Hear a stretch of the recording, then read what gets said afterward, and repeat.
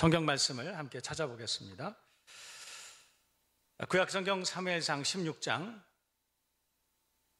6절에서 13절 가운데 6절과 7절 두 절 말씀만 제가 읽어드리도록 하겠습니다. 그들이 오매 사무엘이 엘리압을 보고 마음에 이르기를 여호와의 기름 부으실 자가 과연 주님 앞에 있도다 하였더니 여호와께서 사무엘에게 이르시되 그의 용모와 키를 보지 말라. 내가 이미 그를 버렸노라. 내가 보는 것은 사람과 같지 아니하니 사람은 외모를 보거니와 나 여호와는 중심을 보느니라. 아멘. 오늘은 인재를 키우는 교회라고 하는 제목으로 우리가 함께 은혜를 나누도록 하겠습니다. 저 어렸을 때에는 이렇게 살기가 녹록지 않았습니다. 저희 집만 그런 것이 아니라 모두가 다 그랬죠. 한국전쟁 이후에 모든 것이 다 이렇게 정상적으로 복귀되지 않았던 그런 때이기 때문에 아마 다 살기가 어려웠던 것 같습니다. 근데 그렇게 어려운데 집집마다 아이들을 그렇게 많이 낳았어요. 한국전쟁 이후에 가정마다 7남매, 8공주, 10남매 이런 집도 굉장히 많았습니다. 그러다 보니까 제일 크게 어려움을 당했던 것이 아이들 학교 보내는 거였어요. 그때는 월사금 같은 것이 있었습니다. 월사금. 매월 갖다가 내야 되는데 그런데 그 하나에 그 몇백 원 내는 게 그게 쉽지 않아요. 그렇습니다. 그래서 7남매, 10남매 있는 그런 집에서는 아이들 가르치기가 쉽지 않으니까 그 아이들 중에서 그래도 똑똑하고 열심히 있고 공부 잘하고 그런 아이들이 있으면 그런 아이들 한두 명 빼고 나머지는 너희들은 그냥 아빠 엄마를 도와서 돈을 좀 벌었으면 좋겠다. 그래서 어렸을 때부터 지업 현장으로 나가거나 기술을 배우거나 그랬습니다. 그런데 그런 부모님들도 많이 계셨지만 반면에 그렇지 않은 부모님들도 많이 계셨어요. 아무리 어려워도 아무리 먹고 살기 어려워도 내가 우리 아이들만은 내가 어떻게든지 기르겠다. 내가 가르치겠다. 그래서 행상을 하고 무슨 수를 써서라도 아이들 가르치려고 애를 쓴 분. 그래서 그러다가 그런 아이들이 또 공부를 잘합니다. 그런 아이들이 또 공부를 잘해. 그러다 보면 대학을 가게 되죠. 도대체 대학교 등록금이 어디 있습니까? 그래서 아이들이 대학교 갈 때마다 친척집들, 친구들을 전전긍긍하면서 한 번만 도와줘, 한 번만. 그런데 그게 그렇게 만만치 않았죠. 그래서 그 눈물 어린 과거, 그런 추억을 가지고 있는 그런 기성세대들이 엄청나게 많습니다. 그런데요, 가정이 어렵다고 해서 아이들 제대로 가르치는 것에 좀 소홀히 하거나 아니면 포기하거나 그래서 산업 현장으로 아이들 보내고 그렇게 가르친 가정과 아무리 어려워도 수모를 당하더라도 어떻게 해서라도 아이들 가르친 가정은 한 세대가 지나니까 달라지기 시작했습니다. 그 결과가 달라지기 시작하는 거예요. 물론 이것이 일반화된 사례는 아닙니다. 모든 가정이 다 그럴 수 있다는 것은 아닙니다. 그런데 제가 한 세대를 넘어 살면서 제가 경험해 보니까 그 다음에 가만히 보니까 그 결과를 보니까 그래도 어려운 가운데서도 아이들을 어떻게 해서라도 가르친 가정은 변화가 생기기 시작해요.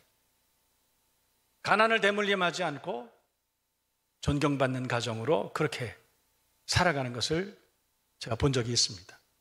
반대로 그렇지 않은 가정들은 큰 변화가 없어요. 우리가 우리 자녀들을 잘 가르친다는 것은 찬란한 미래를 약속하는 그런 가장 필요한 조건이 아닐까 그런 생각이 듭니다. 그런데 가정만 그런 것은 아니죠. 기업도 마찬가지고 또 나라와 민족도 마찬가지입니다. 인재를 만들어내는 것, 인재를 발굴해내고 인재를 양성해내고 적재적소에 배치하고 이렇게 하는 것이 공동체가 얼마나 건강한가를 결정하는 굉장히 중요한 출발이 된다 그런 뜻이에요. 중국은 15억 명이나 됩니다. 엄청나죠. 그런데 이 중국은 수천 년의 역사를 가지고 있는데 이 중국이 도도한 강물처럼 지금도 세계 역사의 중심에서 비껴나가지 않고 그 자리를 잘 지키고 있습니다. 저는 가끔가다 그런 생각을 해봅니다. 어떻게 그 중국이라고 하는 큰 나라를 한 지도자가 15억 명이 넘는 이 엄청난 백성들을 어떻게 해서 이거 잘 다스릴까? 참 의문을 품을 때가 많이 있습니다. 왜냐하면 여러분이 아시는 것처럼 이 중국은 각 성자치구가 있어가지고 굉장히 많은 성들로 되어 있습니다. 그러다 보니까 한겨울에는 저 하얼빈 같은 그런 도시가 있는 그런 곳에는 영하 40도, 50도까지 내려가는 경우가 있어요. 그런데 같은 날 저 중국의 저 밑에 윈난성 저 밑으로 가면 우리 중국에도 하이난이라는 데가 있습니다. 해남. 그런 데는 온도가 25도, 27도 막 그런 거예요. 그러니까 같은 날인데 한 나라 안에서 어디는 영하 40도가 되고 어디는 영상 25도가 되고 이것은 뭐 엄청난 상황이죠. 그런 가운데서 어떻게 한 지도자가 그 나라를 평화롭게 안전하게 잘 지도할 수 있었는가? 참 의문을 품을 때가 많이 있어요. 그래서 제가 어떤 분한테 들어보니까 중국은 그래서 정책을 위반하는 기조가 있는데 크게 두 가지랍니다. 하나는 모든 백성들은 이걸 다 해야 된다. 그런데 이것만은 하지 마라. 이런 기조가 하나 있고, 또 하나는 모든 백성들은 이건 절대로 하면 안 된다. 요것만 하면 된다. 이렇게 큰 기조를 가지고 있다. 어찌됐든 간에 그 엄청난 나라를 잘 이끌어 나가는 리더십이 중국 안에는 있다는 거예요. 참 궁금했습니다. 모택동 같은, 주얼레 같은, 등소평 같은 이런 엄청난 지도자가 그 장기간 동안에 한 나라를 다스리고 그리고 성공적으로 물려주는 이 역사의 선순환이 계속되고 있었다는 거예요. 어떻게 그럴 수 있을까? 그래서 그 중국을 연구하는 사람들이 많이 있는데 그 리더십들이 가지고 있는 아주 높은 생각들이 좀 있다는 거예요. 그게 뭐냐면 그 사람들에게는 다른 누구에게도 찾을 수 없는 직관, 통찰력 이런 것들이 있어가지고 최소한 50년이나 100년을 내다보고 정책을 세우고 시스템을 만들어 간다는 것이에요. 그 중에서 정말 중요한 것은 인재를 발굴해내고 양성하는 그 인재 스크린 시스템이라는 거예요. 제가 그 얘기를 듣고 참 마음속으로 많이 생각했습니다. 부럽다. 왜냐하면 다시 말해서 그 말이 쉽게 말하면 이런 거예요. 중국은 위대한 지도자 한 사람이 등장을 하는데 그 한 사람이 어느 날 갑자기 인기 있는 한 사람이 나타나서 나라를 이끌어가는 그런 지도자가 되는 게 아니라는 거예요. 이 중국 안에는 그 오래된 인재 발굴, 인재 양성하는 그런 스크린 시스템이 있어가지고 어린 시절서부터 앞으로 위대한 지도자가 될 만한 아이들을 잘 길러나가는 시스템이 되어 있다는 것이죠. 그래서 그 아이들이 점점 자라나면서 가치관, 세계관이 확립되고 전략적이고 인성을 배우고 그래서 나중에 훌륭한 리더십을 배우고 그래서 그 아이들이 그렇게 오랜 세월을 잘 만들어져서 그 아이들이 그래서 어느 날 중국의 위대한 지도자로 그렇게 세워진다는 것입니다. 어느 날 인기 있는 사람이 갑자기 표를 많이 받아서 그렇게 되는 것이 아니라 오래된 스크린 시스템이 있어서 그래서 그 인재들이 위대한 지도자가 된다. 그 말을 듣고 제가 참 부러웠습니다. 우리나라도 좀 그랬으면 좋겠다 그런 생각이 들어요. 어느 정권이라고 뭐 말할 수도 없을 정도로 정권이 바뀔 때마다 국가는 한 정부가 개각을 하게 되면 국무위원들서부터 해서 많은 사람들을 이렇게 선출을 합니다. 그런데 그걸 할 때 청문회라고 하는 과정을 거치는데 어느 정권이라고 할 것도 없이 모든 정권에서 우리가 발견하는 것은 뭐냐면 백성들이, 우리 국민들이 볼 때는 도대체 우리나라에는 인물이 저렇게 없냐? 이런 생각을 하게 됩니다. 하나같이 부패하고 하나같이 무능하고 하나같이 문제가 있고 하나같이 인성에 문제가 있는 그런 사람들이 있는 거예요. 그걸 생각하면서 마음이 아픕니다. 우리는 언제나 안정되고 미래가 보장되고 훌륭한 지도자가 있는 그런 나라가 될까? 그런 생각을, 그런 유감을 가지게 됩니다.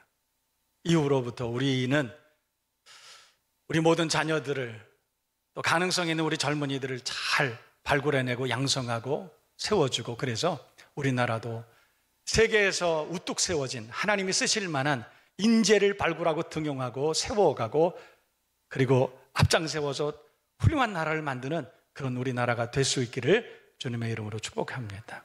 다시 말해서 인재 발굴이 굉장히 중요하다는 것이죠. 기업도 마찬가지입니다. 여러분 우리나라도 보면 세계적인 기업이 있죠. S그룹이 있습니다. 그 그룹은 굉장히 오랫동안 몇 개의 분야에서 세계 1위를 계속해서 유지하고 있는데 어떻게 해서 그런 기업을 유지하게 됐느냐? 사람들은 어떻게 말하냐면 이 기업을 가보라. 가보면 이 기업이 어떤 가치를 내걸고 어떤 캐치프레이즈를 가지고 이 기업을 운영하는, 그걸 보면 금방 알 수 있다. 가보면 그 회사는 천재 경영을 표방하고 있다는 거예요. 인재를 만들어내는데 굉장히 많은 에너지를 쓰고 있다는 것입니다. 여러분이 잘 알고 있는 제너럴 일렉트리시티입니까? 제너럴 일렉트릭입니까? GE라고 하는데 있죠. 잭 웰치라고 하는 분이 계세요. 그분은 1934년생이라 우리나라 나이로 따지면 한 87, 8세 그렇게 되신 분. 89세, 우리나라도 생일 지났으면 89세 그 정도 되겠죠. 그분은 아주 신화적인 그런 기업을 이룬 분이시죠. M&A만 해도 1700건 이상을 하신 분이에요. 그러니까 날마다 M&A를 해도 몇 년 동안 매일 M&A라, 기업을 계속 인수합병해도 그 매일 할 정도로 그렇게 엄청난 일을 하신 분입니다. 여러분, 한 번 기업 M&A라는 게 얼마나 복잡합니까? 데이터를 전부 봐야 되고 얼마나 복잡하겠어요. 그런데 그분이 그 제너럴 일렉트릭을 경영하는 동안에 그걸 다 하셨어요. 근데 사람들이 물어봐요. 도대체 어떻게 이렇게 엄청난 일들을, 이 어마어마한 분량의 일을 언제 이렇게 다 하셨냐? 그랬더니 뭐라 그러냐면, 저 그렇게 많이 관여하지 않습니다. 제가 하는 일은요, 제게 만약에 10시간의 시간이 주어지면 그 중에 7시간 뭐 하는 줄 아세요? 저는 사람을 찾으러 다닙니다. 인재를 발굴하러 다닙니다. 그랬다는 거예요. 그래서 이 잭 웰치의 사무실에 들어가면 거기 벽에 크게 써 있답니다. 전략이 아니라 사람, 이렇게 써 있대요. 전략이 아니라 사람. 그러니까 인재를 발굴해내고 인재를 양성하는 데에 최선을 다하는 기업이었기 때문에, 그래서 세계적인 기업이 됐다, 그렇게 이야기합니다. 여러분, 사람이 중요하죠. 교회도 마찬가지입니다. 지도자 한 사람이 위대한 교회를 만들고 지도자 한 사람이 위대한 목회를 할 수 있는 가능성은 없습니다. 그 사람을 함께 돕는 리더십이 만들어지고 인재가 발굴되고 등용되고 양성되고 그런 교회라야만이 훌륭한 교회가 될 수 있지 않을까. 교회도 마찬가지고 기업도 국가도 마찬가지, 가정도 마찬가지. 우리가 우리 자녀들을 잘 인재로 만들어서, 훌륭한 인재로 만들어서 그렇게 양성할 때 그 가정에 가문의 미래가 있는 것 아니겠어요? 그만큼 인재 등용은 중요합니다. 성경의 하나님도 마찬가지시죠. 하나님께서 하나님의 일을 하실 때에는 하나님의 동역자를 찾으십니다. 인재를 찾으시는 거죠. 여러분이 아는 것처럼 그때 당시에 메소포타미아 지역이 있었습니다. 디그리스 유프라데스 강이 이렇게 지나가는 그 비옥한 땅이 있었는데, 갈대아, 그때 당시에 갈대아라는 땅이 있었는데, 거기 우르에, 그 시골 마을에 있는 아브라함과 그 아버지를 하나님은 발굴해내시는 거예요. 인재를 발굴하시는 거예요.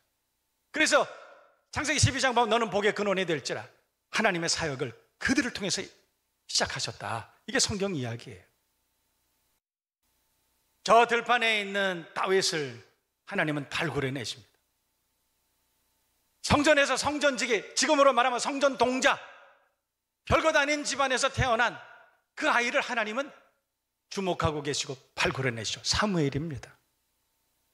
그래서 하나님은 각 시대마다 인재를 찾아내시고 발굴해내시고 양육하셔서 하나님의 일을 하게 하셨다. 이게 성경 이야기예요. 예수님도 그러셨습니다. 예수님도 공생애를 시작하실 때 제일 먼저 갈릴리에 가셔서 제일 먼저 하신 것은 12 제자를 발굴해내신 것입니다. 그래서 그 인재들을 3년 동안이나 잘 양육하셔서 그 이후에 세상을 다 맡겨주시는 그런 사역을 하신 것이죠. 바울도 마찬가지. 선교하고 전도하는 곳마다 가서 사람을 찾습니다. 제일 먼저 인재를 찾는 거예요. 그래서 그 인재를 찾아서 그를 잘 훈련시키고 교회를 맡겨주신, 그것이 사도행전의 역사 아니겠습니까? 이 시대도 마찬가지예요. 하나님께서는 인재를 찾으십니다. 하나님의 동역자를 찾으십니다. 다윗이 들판에서 하나님 앞에 발견되죠. 아무것도 없는 그런 들판에서 하나님은 다윗을 주목하고 발견해내셨습니다. 우리의 형편이 아무리 좋지 못하고 배운 것도 없고 가진 것도 없고 배경도 없고, 여러분 그렇다 하더라도 하나님께서 우리를 발견해내시고 우리를 세워주시고 가르쳐주시고 세워주셔서, 그래서 하나님의 동역자로 이 시대에 하나님이 꼭 필요로 하시는 일꾼으로 그렇게 세워 가실 줄로 믿습니다. 저와 여러분의 가정의 자녀들이 그렇게 될 줄로 믿습니다. 우리 교회가 하나님 앞에 쓰임받는 인재와 같은 그런 교회가 될 줄로 믿습니다. 그렇게 믿으시면 아멘. 근데 문제는 그런 인재가 되겠다, 그런 인재가 되고 싶다, 그런 소망은 누구나 다 갖는다는 거예요. 하나님 앞에 발견되고 하나님 앞에 받기를 싫어하는 사람은 아무도 없다는 거예요. 그런데 그게 그렇게 쉽지 않아요. 하나님이 쓰실 만한 하나님의 사람이, 하나님이 뽑으실 만한 인재가 되기가 그렇게 쉽지 않아요. 그렇습니다. 성경에도 보면 그것에 실패한 사람이 하나 있죠. 여러분 아시는 것처럼 사울이라고 하는 왕입니다. 여러분, 사울 왕은 소아적인 그런 약점을 하나 가지고 있었어요. 사울이 위대한 왕이 됐습니다. 그랬는데 어느 날 다윗이 스카웃 됐어요. 그래서 다윗이 아주 훌륭한 일들을 했습니다. 여러분, 다윗은 여러분이 아시는 것처럼 블레셋으로 인해서 이스라엘이 위기에 처해져 있을 때 소년 다윗이 이스라엘에게 소망을 주고 그리고 또 승리할 수 있는 계기를 마련했던 그런 사건이 성경에 기록됐습니다. 그 일 때문에 사람들이 모두가 다 그렇게 얘기하는 거예요. 사울을 따르는 이는 천천히요, 다윗을 따르는 이는 만만이라. 그러니까 다윗이 인기가 높았다 이 말이에요. 그때 사울이 어떻게 생각했습니까? 제 생각에는 사울 속에 분노 조절 장애가 있었지 않았나, 사울에게는 엄청난 열등감이 있었지 않았나, 그런 생각이 듭니다. 그래서 그것 때문에 발칵 화를 내버렸어요. 그리고 저 다윗을 제거해야만, 그걸 제거해야만 내가 내 왕위를 자자손손 보존할 수 있을 것이다, 그렇게 생각했다는 거예요.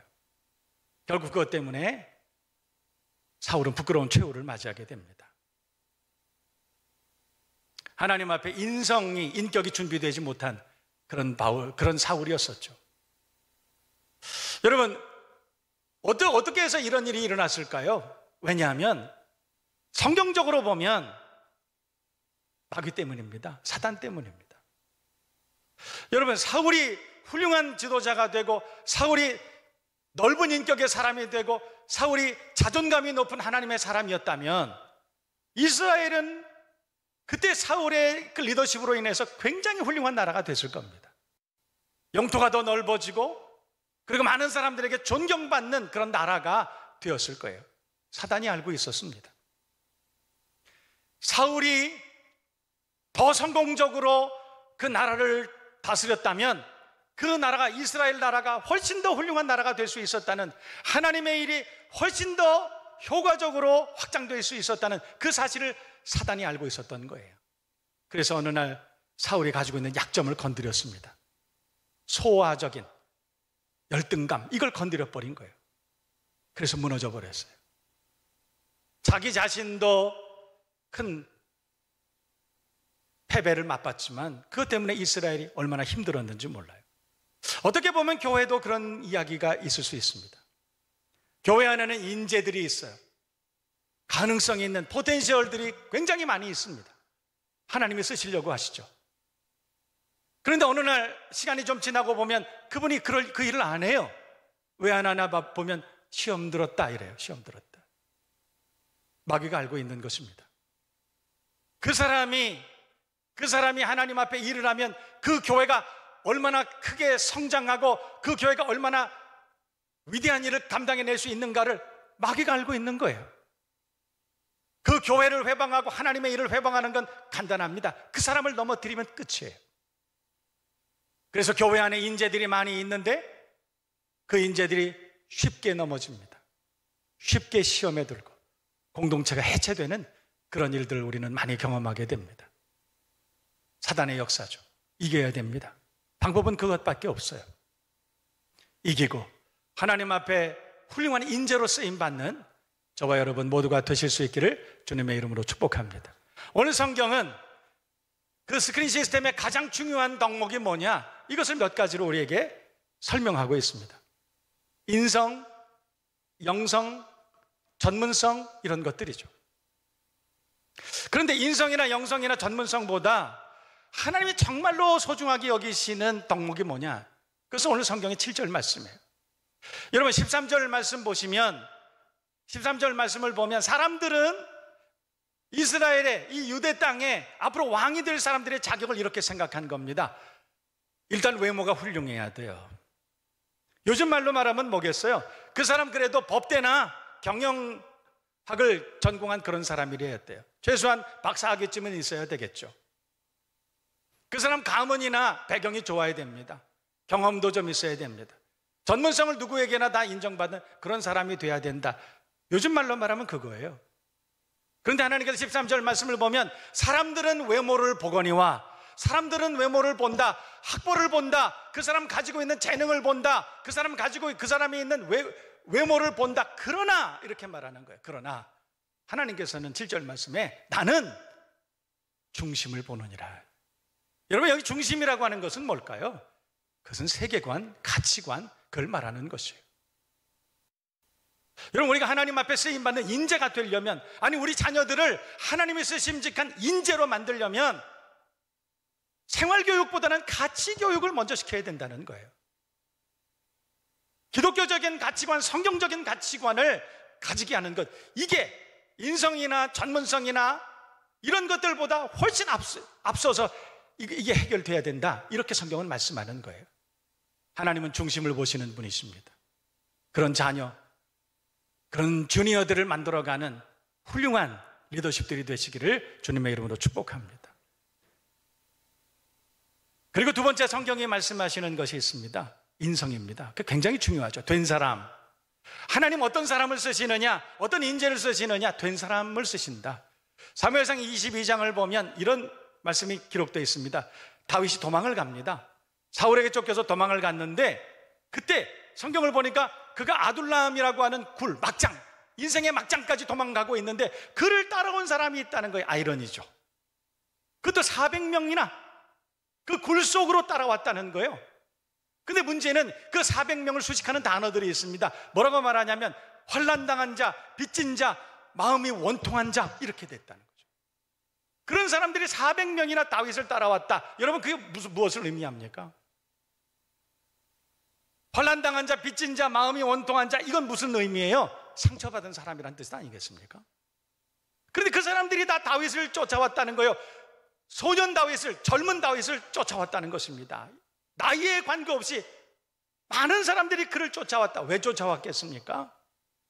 다윗을 쫓아가면, 그에게 가까이 가면 치유가 있기 때문에 그런 거예요. 다윗은 나이가 젊은 사람이었지만 그러나 품이 넓은 사람, 큰 나무 같은 사람이었다, 그런 뜻입니다. 그래서 상처받은 사람들이 그에게로 가면 쉼을 얻을 수가 있었고 치유를 경험할 수 있었다.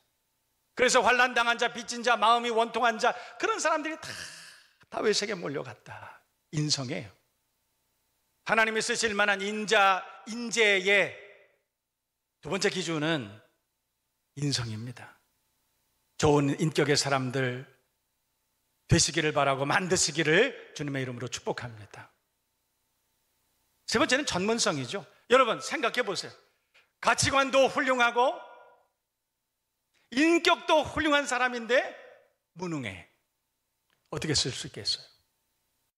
다 좋은데 그 사람은 믿고 맡길 수가 없어. 하나님 쓰실 수가 없어요. 그래서 저는 우리 교회 저 어린아이들서부터 청년, 젊은 세대 모두가 하나님께서 쓰실 만한, 하나님이 믿고 맡기실 만한 그런 훌륭한 사람들이 다 되기를 기도하고 기대하고 있습니다. 저와 여러분과 여러분의 가정과 자녀들이 하나님이 인재로 쓰실 만한 그런 전문성이 잘 준비된 그런 하나님의 사람들 되시길 축복합니다. 다윗은 골리앗을 만나러 갈 때 물맷돌 5개 가져갔다, 그렇게 말해요. 5개 중에 하나를 맞춘다는 뜻이 아니라 그때 당시에 블레셋에는 5명의 어마어마하게 위험한 장수가 있었습니다. 5개 가져간 거예요. 왜? 나는 돌 하나면 1명을 쓰러뜨릴 수 있어. 얼마나 연습했으면 그랬겠어요? 얼마나 많이 훈련됐으면 그랬겠습니까? 하나님은 그런 사람들을 쓰셨습니다. 인재의 조건이죠. 마지막으로 여러분, 다윗은 기도하는 사람입니다. 영성이죠. 기도하는 사람이 아니면 하나님을 쓰실 수가 없어요. 성경을 보면 다윗은 수도 없는 시편을 기록합니다. 기도문입니다. 다윗은 적들이 침략을 했을 때 하나님 앞에 묻습니다. 올라갈까요? 다시 말해서 전쟁에 내가 나가도 되겠습니까? 시작할 때 기도하고 마칠 때 하나님 앞에 영광을 돌리고 기도합니다. 이 시대에 쓰시는 인재들, 하나님의 쓰시는 인재들, 아침에 일어나서 하나님 앞에 하루를 허락하신 하나님께 감사하고, 하루를 다 마치고 잠자리에 들 때 하루를 나와 동행하신 그 하나님께 감사하고, 기도로 시작하고 기도로 마치는 그런 인재들을 하나님이 쓰시지 않겠습니까? 그런 인재들이 되시기를 주님의 이름으로 축복합니다. 여러분의 자녀들이 그런 하나님의 사람들이 되시기를 주님의 이름으로 축원합니다. 하나님은 이 시대에도 하나님의 동역자, 일꾼들, 인재를 찾고 계십니다. 저와 여러분 모두가, 우리 교회가 비록 들판이지만, 비록 광야지만 그곳에서 발견된 다윗같이, 비록 환경은 하나님 앞에 그렇게 쓰임받을 만한 좋은 환경이 아니지만, 그렇게 많이 못 배웠지만, 그렇게 많이 가진 것은 아니지만, 그러나 하나님이 쓰심직한 그런 인재가 다 되시기를 주님의 이름으로 축원합니다. 축복합니다.